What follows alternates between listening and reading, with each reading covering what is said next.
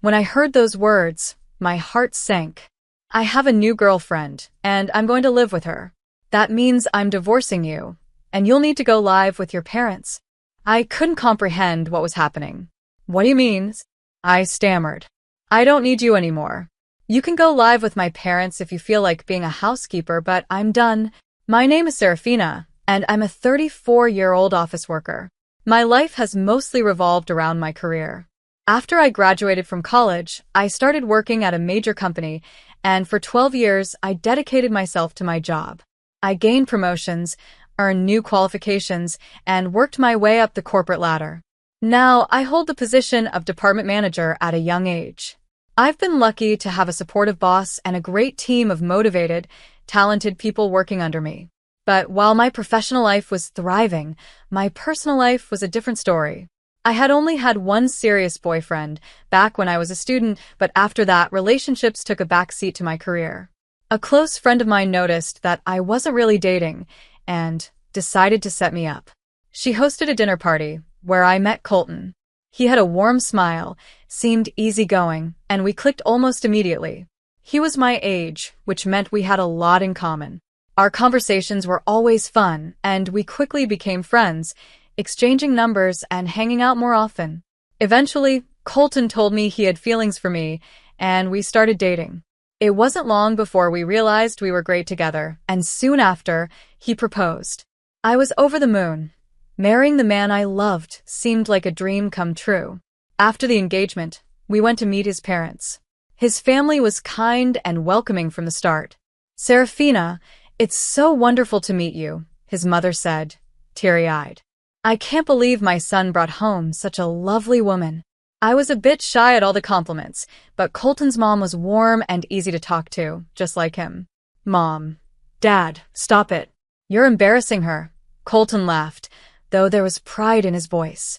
"Oh, hush. We're just being honest," his father chimed in. "It's rare to meet someone so wonderful." I was relieved. Many of my friends had shared horror stories about disapproving in-laws, but Colton's parents were completely different. They even praised my career. "Serafina works for a big company, you know," Colton told them, and they seemed genuinely impressed. "That's fantastic," his father exclaimed. "It's great to see a hardworking woman like you. Are you planning to keep working after the wedding?" I nodded, explaining that I had no plans to quit my job. They were supportive of that too, which reassured me even more. After that meeting, we got married, and I was filled with excitement. My heart was full, and I couldn't wait to start this new chapter of life with Colton. After the wedding, Colton moved into my apartment, and our life as newlyweds began. I felt so happy and blessed to be sharing my life with the man I loved. We had a comfortable routine. I looked forward to coming home to him after work. For 6 months, things were perfect.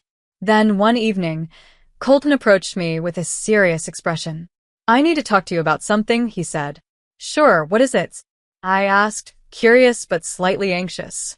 "I've been thinking, would you be okay with moving in with my parents?" he asked. I was taken aback. "What do you mean, living with your parents?" "Well, they're getting older, and I'm starting to worry about them. It would make me feel better if we could all live together." I understood where he was coming from. My own parents were around the same age, but my brother and his family were already living with them, so I didn't have to worry about their care. Colton, on the other hand, was an only child. I could see why he was concerned. "So, we'd be living with your parents?" I asked, seeking clarity. "Yes," he said, "but I was thinking of renovating their house. We could turn it into a two-family home." "A two-family home?" "Yeah," he explained. "It would be much more affordable than buying a new house. That way, we'd still have our privacy, but we'd also be nearby to help them when they need it." I thought about it for a moment. The idea did make sense. Colton's parents were kind people, and if the house was set up to give us our own space, it wouldn't be so bad. I decided it was worth considering. "Okay," I agreed. "That could work." Colton's face lit up with happiness. "Thank you so much. My parents will be thrilled." Not long after, we invited his parents over to discuss the plans, and they were incredibly grateful. They were excited about the renovation and couldn't stop thanking me for agreeing. I felt good about the decision. It seemed like everything was falling into place. But then, during one of our discussions about the renovation, Colton dropped a bombshell. Actually, I need to ask you for a favor, he said, looking hesitant. Sure, what is it? Could you pay for the renovations? I was shocked. What? You mean the whole cost? He nodded. Yes, the full amount. Why? I asked, confused. Colton looked down, clearly uncomfortable. We're in debt, quite a bit of debt, actually. My heart sank. I couldn't believe what I was hearing. How much debt? About $300,000, he confessed. I stared at him in disbelief. I had no idea they were in such a huge financial hole. Neither Colton nor his parents had ever mentioned this before. Not while we were dating, not when we got married. I was completely taken aback when I found out how much money my in-laws owed. Without thinking, I shouted in disbelief. How did it get this bad? I asked, stunned by the huge debt. My husband sighed, looking ashamed. At first, it wasn't that much, but it kept growing. We tried paying it off, but it just got worse.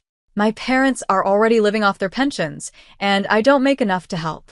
The debt has spiraled out of control. I couldn't hide my shock.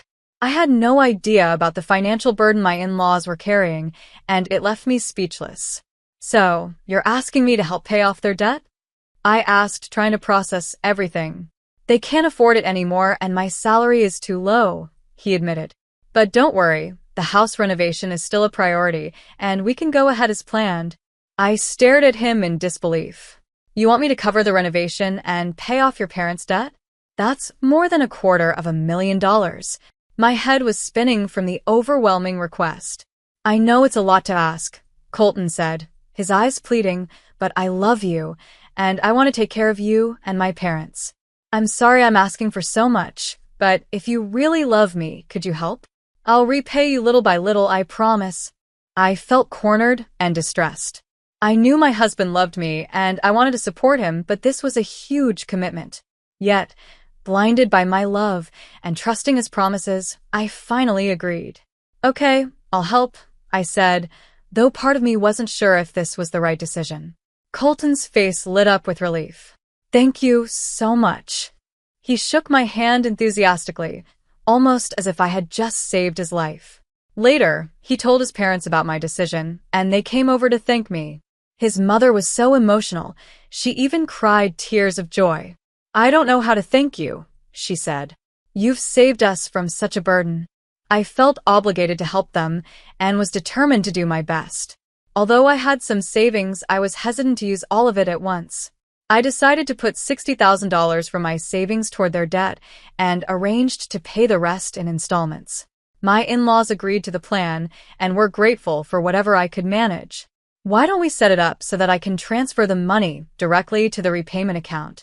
I suggested, concerned about the complexity of transferring large sums to my in-laws' personal account first. We're not good with managing money, Colton admitted. It might be safer if you handle it directly. It made sense to me. The last thing I wanted was for the money to get lost in the process or delayed, so I agreed. With everything settled, my in-laws looked visibly relieved. Now we don't have to worry about the debt collectors knocking on our door every month, Colton's dad said with a sigh of relief. You should thank Serafina properly, Colton reminded them. We've already thanked her so much, his mother replied. We can't say it enough. We're so lucky to have her. Although I was happy to see my in-laws relieved, I couldn't shake the slight discomfort growing inside me. The way they praised me, I started to feel more like a bank than a family member. But I pushed those thoughts aside, telling myself that I was helping the people I loved. With the payments underway, we began the renovations, and soon our two-family home was complete. It was beautiful, spacious, and provided the privacy we needed while keeping Colton's parents close by. They were thrilled with the new house, and Colton was beaming with pride. I, too, enjoyed the changes, especially the upgraded kitchen that made cooking so much easier. Plus, living closer to work meant my commute was shorter, giving me extra time each day. However, something began to bother me. Despite his earlier promises, Colton didn't contribute a single cent toward paying off the debt. Every time I brought it up, he would dodge the topic, saying his salary wasn't enough. When I asked him to show me his pay stubs, he refused, making me even more suspicious. For the next year, I worked hard to pay off as much of the debt as possible, handling the financial burden almost entirely on my own. One day, my in-laws asked how much I had left to repay. It's been a year now, right? You must have made a good dent in it. Yes, I replied. I've managed to pay back about $60,000 so far. There's roughly $180,000 left. Their eyes widened in surprise. You've paid that much already? Colton's mother asked, clearly impressed. That's incredible, Serafina. At this rate, you'll have the whole thing paid off in no time. I smiled, though part of me felt uneasy. I was glad my hard work was paying off, but the weight of the responsibility felt heavier with each passing month. Still, seeing how happy my in-laws were gave me a sense of satisfaction. It was exhausting, but I was willing to do whatever it took to support Colton and his family. Then one evening, something unexpected happened. I was supposed to work late that night, so I had told Colton not to wait up for me. But as luck would have it, the workload was lighter than expected, and my team finished early. Happy with the extra free time, I decided to surprise Colton by coming home earlier than planned. What I didn't expect was the surprise that was waiting for me. I had planned to surprise my husband with dinner that evening, but as soon as I opened the front door, I saw my in-law's shoes. I paused, thinking, oh, my mother-in-law and father-in-law must be here. I figured they had stopped by for something, so I walked toward the living room. That's when I overheard them talking with my husband. You really hit the jackpot marrying her, didn't you, Colton? His mother's voice rang out. Colton responded with a chuckle. Yeah, I can't believe I managed to get a woman with that kind of money. When I first found out she worked for a big company, I knew I had to play it smart and win her over. His mother laughed softly. Well, you did a great job. You should be grateful, Colton. Oh, come on, Mom. Don't act like you're innocent in all this. You helped create some of that debt, too. His father chimed in. Don't forget about your gambling habit. How much have you lost betting on horse races? I've hit the jackpot a few times. Colton defended himself. There were moments when we were actually in the black. His father scoffed. How can you say that when you still owe $300,000? They all laughed, clearly unbothered by the massive debt they had accumulated. Colton added, well, we're on the road to getting rid of it now. Thanks to her, we've already paid a good chunk. Plus, she even remodeled our house. I really scored the perfect wife. My heart dropped as I heard my husband say, once the debt's fully paid off, I'm going to get rid of her. The three of them burst out laughing. I stood frozen at the door, unable to process what I had just heard. The betrayal hit me like a ton of bricks. After taking a few moments to calm myself down, I slammed the front door loudly and called out, I'm home, pretending I hadn't overheard a thing. I walked into the living room, forcing a smile. My in-laws and Colton greeted me with their usual fake grins. Oh, Serafina, welcome home. You've worked so hard today, my mother-in-law said sweetly. Well, we'll leave you two alone. Let's have dinner together again soon, they said, heading back to their section of the house. Their smiles terrified me now. I could barely hold back the disgust I felt, especially looking at Colton, who was pretending to be the perfect husband. I couldn't help but think, what have I been doing? Working myself to the bone to pay off their debts, while they mock me behind my back? Colton looked at me and asked, didn't you say you'd be working late tonight? Yeah, but things went faster than expected, so I thought I'd come home to cook dinner on time, I replied as calmly as I could. Colton didn't seem to suspect anything, but inside, I was fuming. I kept up the facade until after dinner, then retreated to my room, where I cried uncontrollably. I couldn't believe what I had heard. My heart shattered, but that sadness quickly turned into resolve. From that night forward, I moved quickly. I began preparing for a divorce and making plans for my life after I left him. I played the part of the happy wife, pretending nothing had changed, all while setting my plans into motion. I was biding my time, waiting for the right moment to strike. 3 months later, I approached Colton and told him, guess what? I've finished paying off your parents' debt. His eyes widened in surprise. What? You paid off the entire $300,000 already? Wasn't that supposed to take 3 years? Well, I explained, I've been saving for quite a while, so I had more than enough to pay it off. I was just cautious about using all my savings at once. Colton's eyes sparkled with excitement, but he tried to hide it. Wow, Serafina, thank you. My parents are going to be so thrilled. He glanced down at the bank book I showed him, clearly impressed. You really did it, $180,000 all at once. I watched as he pretended to be overcome with emotion, wiping fake tears from his face. Thank you so much, he said, his voice trembling with fake gratitude. Soon after, my in-laws came by to thank me as well. We can't thank you enough, Serafina. You're like a blessing from above, his mother said, acting as though I had saved them from ruin. If I hadn't known the truth, I might have been moved by their words. But I knew what they were really like, and my feelings were far from kindness. I was playing my part perfectly, waiting for the moment to unveil my plan. A few days later, Colton came to me with a serious expression. Serafina, we need to talk, he said. I acted as though I had no idea what was coming. Sure, what's wrong? I have something to confess, he began, looking troubled. I've met someone new, and I'm going to live with her. I want a divorce. Feigning shock, I gasped, What? What are you talking about? I'm moving on, he said bluntly. I don't need you anymore. You can go live with my parents if you want. You're no longer part of my life. I was stunned by how easily he discarded me, but I played along, pretending to be confused. I don't understand, I said softly. You're just not getting it, are you? I'm done with you.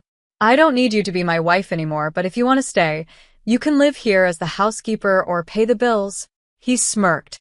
Just then, his parents walked in, and his father grinned. So, you finally told her, huh? Colton nodded, clearly enjoying the moment. Yeah, I told her everything. His mother chimed in. Well, if you're willing to do the chores, you can stay here. Of course, you'll still have to pay rent. The three of them laughed, as though my life was some joke to them.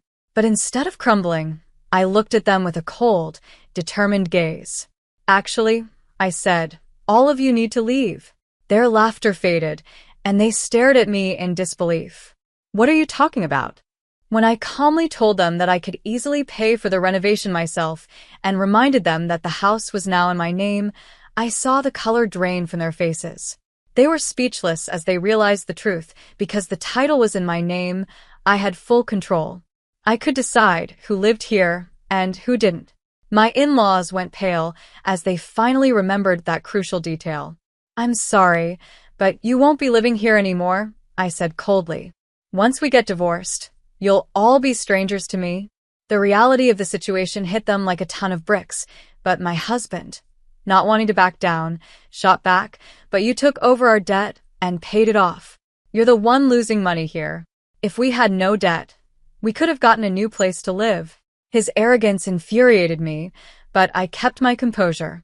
Actually, that's not quite true, I replied. What do you mean? My husband asked, confused. I saw the money missing from your bank account.